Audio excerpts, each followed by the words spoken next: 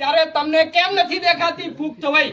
સાહેબ ખોટું ના લાગે આ નોર્મલી શબ્દો છે કહેવા માંગુ છું. ખરેખર 16 વર્ષની 17 વર્ષની છોકરી ભાગે છે તેનો નિકાલ કરવા માટે સમાજનો કોઈ પણ આગેવાન ઉભો ન થવો જોઈએ સાહેબ. ત્યારે કે છે ભાગી ગઈ છે તો કે એનો નિકાલ કરી નાખીએ, એનું સમાધાન કરી નાખીએ, સમાજ રીતે પતાવી નાખો. કેવી રીતે પતે સાહેબ? કોણ પતાવે? અને આપણો આગેવાન પતાવે સાહેબ. ફળિયાનો આગેવાન પતાવે. 15 હજારની અંદર સોદા મારો છો સમાજના પંચના, 15 હજારના રૂપિયા લો છો અને પંચની અંદર સમાજનો નિકાલ કરો છો. અન્યાય થાય છે પરિવારો જોડે. છોકરા છોકરીને નથી મેળ પડતો, નથી સેટ થવા જેવું તો સમાજના પ્રતિષ્ઠા આગેવાનો નિર્ણય લે. એના માટે 5 લાખ 10 લાખ 20 લાખની બોલી બોલો. અરે શરમ ખાવો. પંચની અંદર તમે બેસીને બોલો ત્યારે બોલો છો કયા મોઢા ઉપર?